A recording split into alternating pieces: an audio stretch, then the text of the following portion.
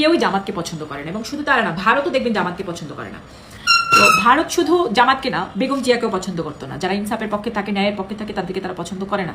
তো এখন কারো প্রশ্ন হতে পারে, আপনি মাত্র বললেন বিএনপি আর আওয়ামী লীগ কেউ জামাতকে পছন্দ করে না, বেগম জিয়ার নামটা তাহলে আবার কেন নিলেন এভাবে ইনসাফের পক্ষে? হ্যাঁ, বেগম জিয়ার ছিল বিএনপি আর এখন হলো বিএনপি, কারণ বেগম জিয়ার রাজনীতি আর বর্তমান বিএনপির রাজনীতি এক নয়, এটা আপনি মিলাইতে পারবেন না। সো বেগম জিয়ার রাজনীতিতে যদি থাকতো বাংলাদেশে, তাহলে অনেক শান্তিতে থাকতাম আমরা। ওকে, যাই হোক, এখন আসি আসল কথায়। সেটা হলো, আপনারা একটা দল করেন, আপনারা দল চাটতেই পারেন, দলকানা হতেই পারেন, দলের নেতাদের চাটতেই পারেন, কিন্তু আপনারা দলের নেতাদের চাটতে চাটতে, দলকানা হইতে হইতে আপনারা এই যে কি জানেন, নীলা আজরাইল, তনি, এদেরকে যখন চাটেন, আপনাদের ব্যক্তিত্বের বহিঃপ্রকাশ ঘটে, মানে রুচির দুর্ভিক্ষ একদম।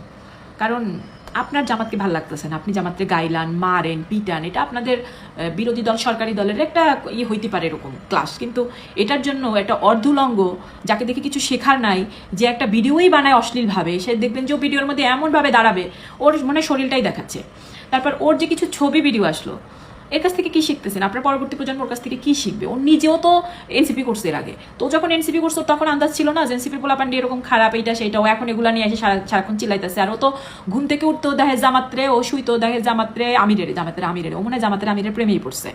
আর জামাতের আমির কার লগে কোলাকুলি করবে, কার লগে কোলাকুলি করবে না, এগুলো হলো গিয়ে ওর আলোচনার টপিক। এখন কথা হলো, এরকম কোলাকুলি তো তারেক জিয়ার বাপের সাথে করছে, পিছন দিয়ে বাপরে জড়াই ধরছে। তো এটা নিয়ে যদি এখন জামাতের কেউ আবার এরকম সারাক্ষণ চিল্লাইতে থাকে, বলতে থাকে যে এরকমটা খারাপ বানায়, তাহলে কি, সরি টু সে, ঠিক আছে, বাবা ছেলের সম্পর্ক অত্যন্ত মধুর সম্পর্ক, এই কথাটা না বললে আপনারা বুঝবেন না, এই জন্য বললাম। তো এটাকে নিয়েও যদি কেউ এরকমের বাজে ইঙ্গিত করে, বলে, বা কেউ করতেই পারে, যেহেতু জামাতকে নিয়ে করতেছেন, সো জামাতেরও কেউ তো করতে পারে বিএনপি এরকম এটাকে নিয়ে। তো এইভাবে করলে আসলে কি হয়, ক্লাশ হয়। এইগুলো হলো নোংরামো না করে বরং গঠনমূলক রাজনীতি করা যায়, গঠনমূলক তর্ক করা যায়, যেটা এই মহিলার মধ্যে একদমই নাই। এর কাছ থেকে অশ্লীলতা ছাড়া কিছু শিখবেন না, কারণ ওর ধারণা জামাতের আমির বেড়াকে ধরবে কেন জড়ায়, ওরে ধরবে, ও চাচ্ছিলই মনে হয় যে ওরে জড়ায় ধরুক, না হলে ও সারাক্ষণ এগুলো নিয়ে পড়ে থাকবে কেন? এবং আপনি ওর কাছ থেকে যদি সত্যি কিছু শিখতে পারতেন তাহলে একটা বিষয় ছিল। আপনাদের হলো কি, ও একটু পৈশাচিক আনন্দ দেয়, সেই পৈশাচিক আনন্দটা কি, আপনার ওই জামাতের বিরুদ্ধে বলে, জামাতকে নিয়ে অশ্লীল কথাবার্তা বলে, এগুলো আপনাদের খুব ভালো লাগে। আপনাদের ভেতরে এই যে আপনারা মানসিকভাবে আপনাদের যে একটা হরমোন আছে, ওই হরমোনটা দেখা যায় এমন সুন্দর, মানে এটা আনন্দ দেয় আপনাদের শরীরের মধ্যে, একটা মন, একটা স্বস্তি দেয়। পৈশাচিক আনন্দর কারণে আপনারা এই সমস্ত অশ্লীল মহিলাদেরকে ফলো করেন এবং তাদেরকে লাভ রিয়েক্ট দিয়ে আসেন। আচ্ছা, যাই হোক, তখন আমার না, শুধু আমার মতো যারা আছে, আপনাদের পড়াশোনা, আপনাদের ব্যাকগ্রাউন্ড এবং আপনাদের রুচি নিয়ে তখন সন্দেহ জাগে, আপনাদের মনে হয় টোটালি একটা ব্যক্তিত্বলেস পারসন, কারণ আপনার থার্ড ক্লাস লোকদেরকে, থার্ড ক্লাস মেন্টালিটির মানুষদেরকে আপনারা ফলো করেন। রাজনীতি যে কারো যার যেটা পছন্দ হইতে পারে, আপনার একটা দল হইতে পারে, আমার একটা দল হইতে পারে, আরেকজনের একটা দল হইতে পারে। এই জন্যই বললাম যে আপনি জামাতরে পিটান, মারেন, কাটেন, ভাই, এগুলো আপনাদের দলীয়করণ, সরকারি দল বিরোধী দল হইতে পারে, কিন্তু আপনারা চাপতেছেন কাদেরকে, সেটার তো একটা বিষয় আছে, একটা ব্যক্তিত্বের বিষয় আছে।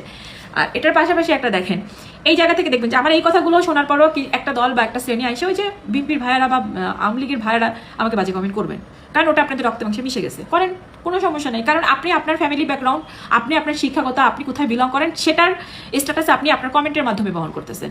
বিষয়টা হলো, আপনি বুদ্ধদেবের কাহিনী জানেন, বুদ্ধদেব প্লাস বুদ্ধদেবের শিষ্য।